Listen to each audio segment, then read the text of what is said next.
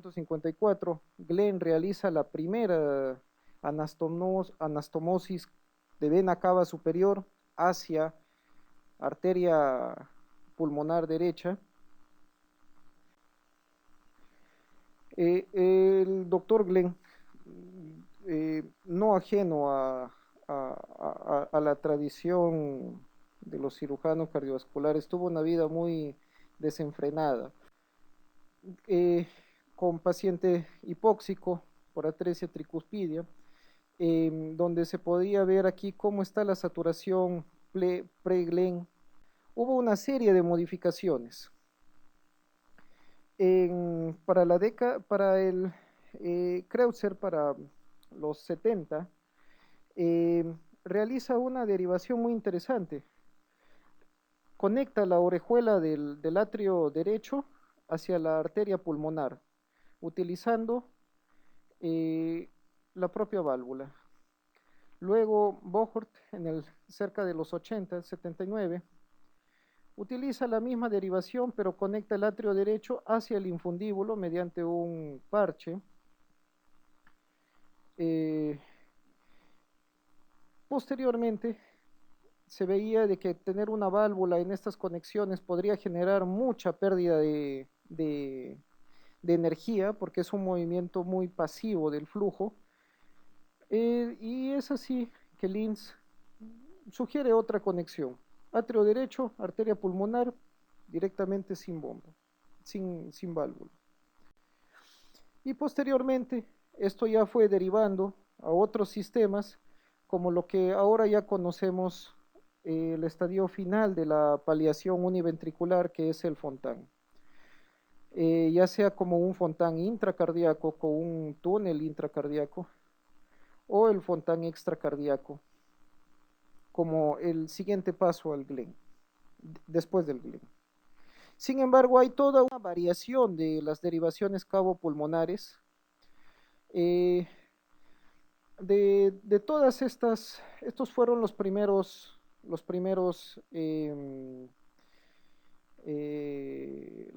conexiones. Incluso en alguna de ellas, en el 70, se usaba incluso conexiones valvadas con homoinjerto aórtico o pulmonar en la conexión cabo pulmonar, ¿no? Destacar también que existe una variante que es el Glenn Kawashima, cuando no existe vena cava inferior y se da un sistema de derivación por la ASIGO continuation. Y entonces este Glenn es un Glenn especial porque es un Glenn con mayor volumen. No solamente va a llevar la sangre de la vena cava superior, sino la que viene del hemicuerpo inferior por la continuación de la vena ASIGOS, ¿no? Un Glenn que tiene su epónimo, Glenn Kawashima. Uh-huh. Esto es la forma del Glenn clásico, como ven. Deja libre la rama pulmonar izquierda y solamente utiliza la vena cava superior con la arteria pulmonar derecha. El Glenn bidireccional ya es un paso más adelante. Es un Glenn que permite el pasaje de la vena cava superior hacia ambas ramas. La diferencia con el Glenn clásico tenemos aquí una discontinuidad del flujo hacia el otro lado, contralateral, pero Glenn bidireccional va para ambos lados. Los estudios de gammagrafía han demostrado que existe un flujo preferente, 10 a 20% más de flujo hacia el lado derecho que al lado izquierdo, sin una repercusión importante.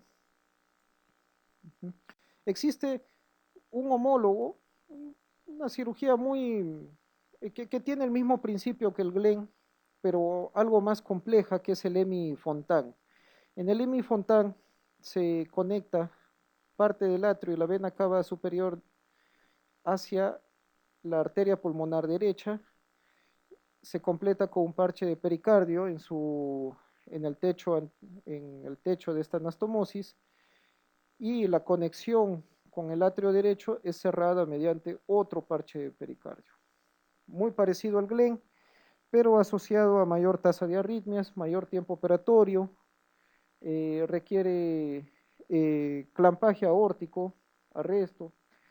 En cambio, el GLEN puede ser hecho sin circulación extracorpórea, o si se utiliza esta, puede ser hecha sin necesidad de un clampaje. La ventaja entre un GLEN y Hemifontan, probablemente el Hemifontan sea mejor para cuando ya se requiere ir hacia un Fontan, da una cierta facilidad, pero lo que actualmente se usa o se estila es el GLEN clásico. Mm, Bueno, acá parece un defecto en el archivo. Bueno, esta cirugía de Glenn está hecha para fundamentalmente en los pacientes con atresia tricúspide. Atresia tricúspide es uno de los ejemplos más clásicos del corazón univentricular y fue ahí donde empezó. Sobre todo en la atresia tricúspide, que tiene bajo flujo pulmonar, se plantea el inicialmente, el Glenn no es para un manejo inicial en etapas muy tempranas de la vida. En pacientes que tienen en etapas muy tempranas, llámese etapas neonatales, donde hay poco flujo pulmonar, tendrían que ir primero a una cirugía paliativa de compensatoria, que es un Blaylock, una fístula, y posteriormente, después de, bueno, acá ha habido un error en el archivo, que es transcripción de las máquinas, pero el segundo estadio de Glenn debería ser realizado idealmente a partir de los 3 a 6 meses de edad y el Fontan a una edad temprana. De tener una forma de corazón univentricular con mucho flujo pulmonar, antes de un Glenn necesitaríamos un banding para proteger, normalizar, mejorar las presiones pulmonares eh, y la compliance pulmonar al hiperflujo, y luego el Glenn a semejante edad. Mucho flujo para desarrollarse, muchas de las cavidades ventriculares se desarrollan gracias a la carga de flujo en las etapas tempranas de la vida. Sin embargo, para estos pacientes con atresia tricuspidia, de tener corazones tripartitos con con adecuada masa ventricular, y para esto nos podemos guiar mucho del Z-score de la válvula tricúspide. Entonces, si son corazones tripartitos con adecuada condición, pueden ir a un reparo biventricular, y en aquellos donde hay una definición borderline, se puede plantear el manejo como un ventrículo y medio apoyado de Glenn y la reconstrucción del tracto de salida. Pero para aquellos que son monopartitos o que tienen patología como sinusoides, donde ya es imposible el rescate biventricular, eh, dependiendo si hay hipo o hiperflujo o normoflujo, se puede plantear Glenn. Igual a una edad deseable de 3 a 6 meses. La patología más representativa para el Glenn y la bandera de los univentriculares es el síndrome de corazón izquierdo hipoplásico, en sus diferentes variables, ¿no? Atresia o estenosis mitral y aórtica. El Glenn viene a ser aquí el segundo estadiaje, y la edad recomendada también 3 a 6 meses, lo ideal para llegar a un Fontan temprano. Existe incluso otro grupo de patologías donde se plantea el uso de Glenn, también como en el Epstein, sobre todo en esos Epstein pequeños, neonatales, con corazones pequeños, con corazones derechos no viables, o incluso con patología del lado izquierdo, se puede plantear el Glenn como un apoyo univentricular. Entonces, las indicaciones del Glenn están básicamente hechas para un ventrículo derecho o izquierdo no viable, de poca masa muscular.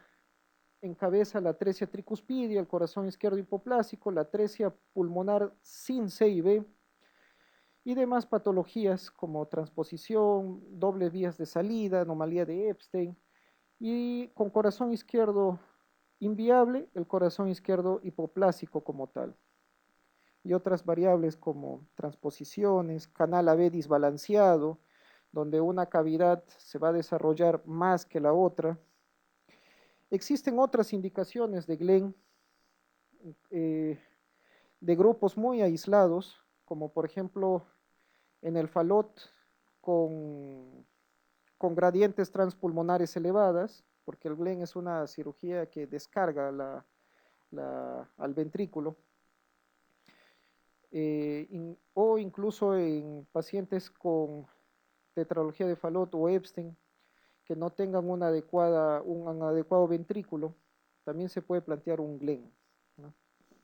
Y en algunas cirugías donde haya falla ventricular derecha por X causa, mientras el árbol pulmonar y la vasculatura pulmonar sea adecuada, existen reportes muy aislados de rescate o Glenn de salvataje para falla ventricular derecha. El canal atrioventricular completo, ¿no?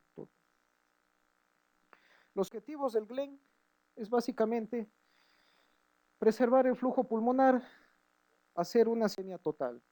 Sin embargo, en niños más grandes, este aporte sanguíneo disminuye y por tanto un Glenn se vuelve insuficiente, a menos que solo sea para generar una descarga en otra condición como pulmonares y bajas resistencias con baja presión pulmonar son los números ideales para un Glenn. Contraindicaciones, edad menos de 6 semanas, tener resistencias por encima de 4 unidades Woods, tener hipertensión pulmonar, sobre todo la no reversible, y estenosis de las venas pulmonares. Estenosis de las venas pulmonares es una patología eh, de muy mal pronóstico y la hace pues inviable a un Glenn. Entonces, para todo esto necesitamos básicamente estudio clínico, ecocardiograma, cateterismo cardíaco, medición de presiones, básicamente, y angiotomografía para valoración de las ramas pulmonares. Importante también, hay que valorar la salida del lado izquierdo, porque el Glenn en pacientes que tienen mucha poscarga, también eh, no, pacientes con mucha poscarga o obstrucciones al tracto de salida, los hace también no viables a Glenn. En el grueso de la patología univentricular, podemos hacer dos distinciones con flujo pulmonar excesivo, flujo pulmonar disminuido. Los de flujo pulmonar excesivo van a ir a un banding previamente, los de flujo pulmonar disminuido, que son cianóticos, dependiendo de la etapa, irán a mejorar la mezcla con una sella, un Blaylock, ¿no? Famoso Blaylock, la fístula, una fístula arteriopulmonar, el banding de la pulmonar, que muchas veces son cirugías previas al Glenn. La forma de abordar, existen dos abordajes. Se puede hacer por toracotomía lateral derecha, generalmente eh, nosotros estilamos por la esternotomía media, hay mayor dominio, control, y esternotomía media también nos permite aperturar la CIA. Hay que rescatar que el Glenn también mucho de su evolución va a depender de una adecuada sella, que la comunicación intraauricular no sea restrictiva, tiene que ser una sella amplia, ¿no? Existe también el abordaje con y sin circulación extracorpórea. Prácticamente nosotros canulamos la vena cava superior alta cerca de la innominada y una cánula a nivel del atrio, una atriocava y otra en aorta. Realizamos esto en circulación extracorpórea sin clampaje, a menos que haya que aperturar la comunicación interauricular, pero también se puede hacer sin circulación extracorpórea, simplemente conectando, bueno, no simplemente demanda eh, cierta complejidad técnica, conectando la vena cava superior hacia el atrio derecho con un bypass, y eso nos permite desconectar el cabo distal de la vena cava inferior, perdón, superior, para hacer la anastomosis.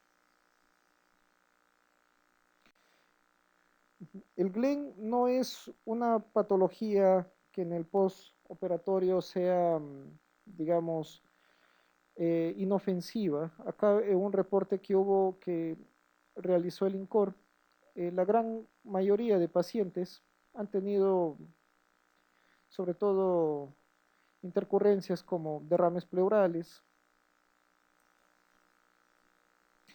Los riesgos en el Glenn, la cianosis precoz, en esos niños menores de 3 meses, el flujo que aportaría el Glenn sería muy pobre. Incluso se ha reportado en ellos mayor tendencia a problemas trombóticos. Eh, pero entre 3 a 6 meses, si se realizase un Glenn, el riesgo es de cianosis precoz. Dependiendo de la edad, el riesgo de trombosis. Y bueno, como muchos de los eh, de sustancias como la angiotensina, la aldosterona, vasopresina, factores natriuréticos, tienen que pasar por el hígado para tener una depuración. En estas derivaciones, eh, la sangre que lleva estos componentes las va a llevar en mayor nivel hacia los pulmones y se asocia también a creación de fístulas arteriovenosas o venovenosas o las famosas eh, colaterales. La ventaja del Glenn básicamente es eh, descargar el trabajo del ventrículo único. Este ratio de QPQS va a ser mayor cuanto más pequeño es el infante a partir de los 4 meses.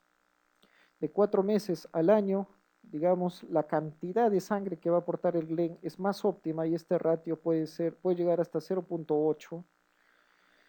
Y lo que se busca descargando este ventrículo derecho es preservar la función del miocardio y de la válvula sistémica para dar paso al siguiente estadiaje, que es el Fontan. En el manejo postoperatorio, importante mantener presiones de ventilación, el PIP bajo, buscar una extubación precoz. Inclusive la extubación precoz eh, puede llevar a una baja de las presiones en el sistema Glenn de 3 hasta 5 puntos. Como es un flujo pulmonar sanguíneo pasivo, hay que garantizar una adecuada gradiente transpulmonar. Por tanto, no puede haber obstrucciones venosas, no puede haber efusión pleural, neumotórax, ni cualquier patología que, eh, que genere dificultad hacia la compliance pulmonar. Buscar una PCO2 alrededor de 40, porque esto va a mejorar el flujo cerebral y también pulmonar. En algunos pacientes se puede requerir incluso la presencia de óxido nítrico para disminuir las resistencias vasculares pulmonares, sobre todo cuando estas son limítrofes. Puede haber edema facial que puede mantenerse hasta las 72 horas. Efusión pleural puede acompañarse incluso desde un 5 hasta un 20% de pacientes, dependiendo de las presiones. Y el número, cuando puede haber problemas a nivel cerebral, cuando sobre todo tenemos presiones del sistema Glenn por encima de 22 en el postoperatorio. Un Glenn en el postoperatorio que desature, podemos tener muchas causas, podemos tener causas como pulmonares, parenquimales, neumotórax, atelectasias, efusión pleural, fístulas arteriovenosas o problemas también de la misma bomba asociadas a bajo gasto, disfunción ventricular sobre todo, e incluso una disfunción severa de la propia válvula. También puede asociarse a desaturación excesiva en el postoperatorio o un flujo pulmonar disminuido, dado fundamentalmente cuando las resistencias pulmonares son altas o hay hipertensión pulmonar o la CIA es una CIA restrictiva, condicionando congestión venocapilar pulmonar. Ahora, hay que recordar que en el GLEN, el llenado ventricular no solamente es dependiente de forma absoluta del retorno venoso pulmonar. En el GLEN existe todavía retorno de la vena cava inferior. Eh, pero esto cuando se hace incluso derivaciones cabopulmonares en un solo intento, como es un Fontán en primera intención, puede tener problemas en el reacomodo de este llenado ventricular. Por eso es que se recomienda primero Glenn y luego Fontán. De paso se preserva la fibra muscular para cuando llegue este momento. Glenn en menores de 3 meses no es recomendable. Algunos centros lo realizan, pero la idea ideal a partir de los 4 o 6 meses. Las principales complicaciones, síndrome de bajo gasto o cianosis, como vimos. El seguimiento básicamente involucra un seguimiento prácticamente semestral, donde hay que ver la disfunción sinusal, la competencia valvular y las presiones ventriculares. Igualmente hay que hacer el seguimiento de arritmias. El corazón debe de disminuir su índice cardíaco, porque es una cirugía de descarga. En algunos centros hacen gammagrafía pulmonar para evaluar la ventilación-perfusión. Miren, no hay muchos estudios que hayan evaluado cohortes de larga data, pero existe un centro en Yale donde logró seguir por cerca de 50 años a sus glenes. Ellos operaron glenes a una edad tardía, prácticamente de 6 años. Hay que recordar que ellos tienen glenes hechos en los años 60, en los años 70, eh, donde todavía no había algunas técnicas y la tecnología para hacer correcciones en algunos pacientes. Vamos a ver de qué muere la mayoría de pacientes que han sido sometidos a Glenn. La mortalidad temprana y tardía está dada generalmente por arritmias, la principal causa. Y si uno ve la sobrevida a lo largo de todo el seguimiento que fue de 50 años, podemos ver que una sobrevida del 50% está alrededor de 20, 30 años. Y el 20% ha logrado todavía sobrevivir a los 50 años de seguimiento. La patología ha sido muy diversa, sobre todo encabezando atresia tricuspidia, tetralogía de Fallot, algunas transposiciones, incluso Epstein. Pero con todo este desarrollo de tanto tiempo, todavía quedan algunas preguntas que no han sido resueltas en 50 años. Una de las más controversiales es si conservar o no el flujo anterógrado, es decir, el flujo que puede todavía haber desde el ventrículo hacia el, la arteria pulmonar. En teoría, un flujo pulmonar anterógrado nos permitiría mejorar los niveles de saturación. Como es un flujo pulsátil, nos permitiría que haya un crecimiento más activo y dinámico de las ramas pulmonares. Sin embargo, en estos pacientes con Glenn, desde el 90 ya se sabe, el año 2000, de que las ramas pulmonares difieren al crecimiento somático al de un paciente comparado al de un paciente que no biventricular, que no requiere Glenn, ¿no? Entonces, y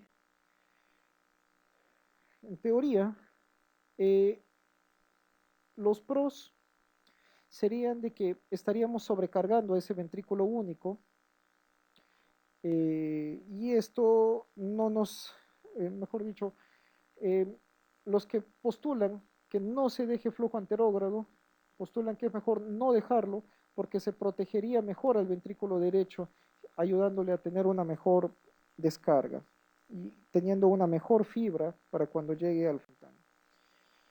Esta es una cohorte de más o menos 15 años de seguimiento con cerca de 300 pacientes, eh, pacientes que sobre todo en la edad, peso, no difieren, pero sí difieren en algunas características, por ejemplo, en pacientes que han requerido flujo anterógrado y en aquellos que no, como por ejemplo la dominancia ventricular derecha, si han tenido doble cava superior, em, o si han tenido alguna disfunción ventricular pre-Glenn. Entonces aquí esto lo hace no tan comparable, pero la, si lo agrupan por patologías entre ambos grupos con flujo anterógrado, que es el rojo, y sin flujo anterógrado, también no hay una distribución muy homogénea.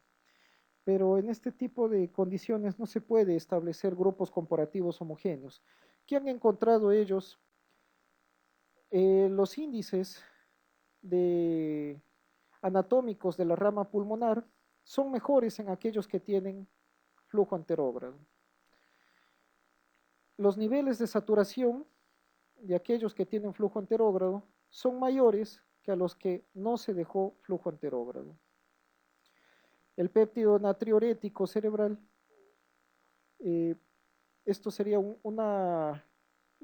digamos, un marcador indirecto de que no es bueno dejar flujo anterógrado. Nos dice que es mayor en aquellos que tienen flujo anterógrado. Sin embargo, si uno ve la sobrevida, los de flujo anterógrado tienen mayor sobrevida que aquellos que no tienen flujo anterógrado. Otro, otro estudio, lo interesante de este siguiente estudio es que fue una cohorte de 100 pacientes, también seguidos con flujo, con Glenn, con y sin flujo anterógrado. Eh, lo que llama la atención, el flujo anterógrado, a diferencia del estudio previo, tiene mayor sobrevida que aquellos que no tienen flujo anterógrado. Una contradicción. Entonces, cuando se ha hecho una revisión sistemática en el año 2014, eh, depuraron los estudios, llegaron a las mismas conclusiones que estamos llegando, algunos de que el flujo anterógrado es, de que la eliminación del flujo anterógrado se asocia a una mayor ventaja a largo tiempo, otros que afirman lo contrario, una variabilidad muy importante entre estudios. Eh, la conclusión final es que nada está dicho, no hay un consenso entre si se deja flujo anterógrado o no se deja flujo anterógrado. Probablemente tengamos que esperar unos años más a que haya alguna conclusión.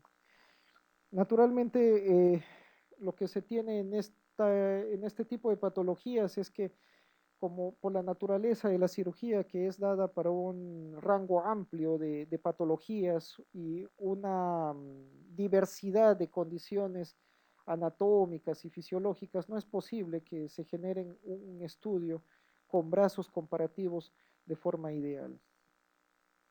Evidencia 2B, si anticoagular al Glenn o no anticoagularlo.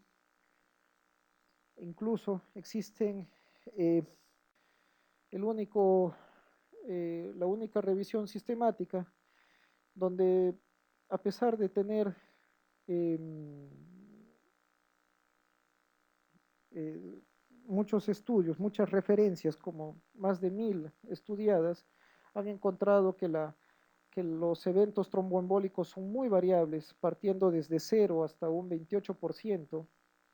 La tasa de sangrado en estos pacientes que han sido anticoagulados, muy variable también, de cerca del 0 al 2,9%, pero llegan a una conclusión de que a pesar que hay em, guías, protocolos, la recomendación de anticoagular o no varía mucho entre instituciones y no existe un estándar para recomendar o no. Lo recomendable, eh, la tendencia es anticoagulación hasta que las líneas invasivas sean retiradas y tentativamente antiagregación por largo tiempo. Ahora, el GLEN no es una cirugía eh, definitiva, es una cirugía puente A, puente un fontán, o en algunos casos raros, puente A, alguna reparación posterior. ¿Qué se ha postulado cuando el GLEN es insuficiente por alguna anatomía adversa de las ramas pulmonares? Este es un planteamiento muy interesante. En el año 14, un ingeniero mecánico aeroespacial propuso un modelo matemático en donde usaba un shunt de 3 milímetros y en la anastomosis final propuso que se coloque un clip de 1,5 y eso ayudaría a regular el flujo. ¿De qué anastomosis estamos hablando? Este es el GLEN, una arteria subclavia, y proponen un shunt, arterio GLEN, de 3 y con una boca aquí de 2. Lo interesante de este estudio es que han valorado múltiples variables, desde el diámetro del final de este, de este segmento, de este tubo, que actuaría como una bomba difusora de potencia entre un cabo de alta presión y baja presión. Analizaron también incluso la angulación que debe tener esta anastomosis y cómo se comportaría en diferentes escenarios. En escenarios donde tenemos resistencias pulmonares bajas, resistencias pulmonares intermedias, limítrofes y altas. Esto es interesante porque esto ha sido planteado, pero todavía no se ha llevado a una cirugía como tal. Esto es algo reciente de hace cortos años. Probablemente aparezca alguna intervención con el tiempo. Esta ayuda, esta asistencia al GLEN eh, para pacientes que tienen flujo pulmonar alto nos permite todavía tener un flujo pulmonar adecuado a pesar de tener de que la presión en la vena cava superior no se eleve por encima de 18. Aquí es donde se rescata esta propuesta, donde el GLEN podría ser repotenciado para aquellos pacientes con resistencias pulmonares altas. Eh, Obviamente va a haber un aumento de la presión en el sistema GLEN dependiente de las resistencias vasculares pulmonares. A mayores resistencias pulmonares, mayor presión en este modelo. Pero como ven el modelo, en su es complejo, que hasta el ángulo de llegada de la anastomosis importa para el flujo. Muy técnico. ¿Qué es lo que se estila al momento? El super GLEN o el famoso GLEN asistido. ¿A qué se refiere el super GLEN? El super GLEN es una anastomosis clásica de un GLEN, sin embargo, está acompañado de un Blaylock o una fístula sistémico pulmonar donde se conecta hacia la otra rama, hacia la rama izquierda usualmente, dependiendo de dónde está el GLEN, y aporta un flujo. O sea, es un Blaylock que repotencia un GLEN. Ese es el super GLEN.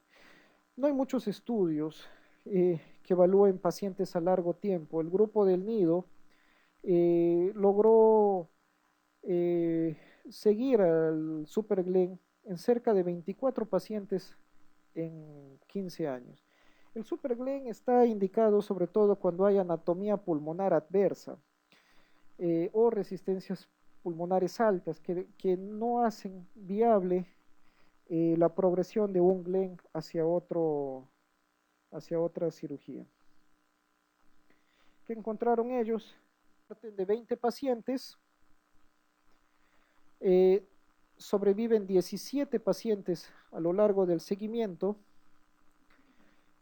Lo interesante es que a pesar que han sobrevivido eh, con el Super Glen, muy pocos logran llegar a un Fontán. La mayoría son pobres candidatos de los que persisten con este Glen para Fontán. Es una cirugía básicamente de salvataje a los pacientes que lleguen a tener anatomía pulmonar recalcitrante adversa. Existen otros grupos eh, donde plantean que para estos pacientes, antes que hacer un super Glen, se puede hacer una fístula arteriovenosa periférica, una fístula axilar, vena conectada a arteria axilar, y que dependiendo del tamaño del paciente pueda aportar desde 300 hasta 500 mililitros de flujo para el gasto cardíaco, con incrementos de saturación de 4, 5 puntos. Pero todavía eso no está establecido, ¿no? Eh, entonces, como términos finales, el Glen es una de las pocas alternativas paliativas que existen. Es una técnica de baja mortalidad, eh, reproducible, no recomendable en neonatos y lactantes pequeños, y es una cirugía de paso previo para la famosa cirugía de Fontán. Bueno, esto es lo que he traído el día de hoy para compartir. De repente alguna pregunta del auditorio.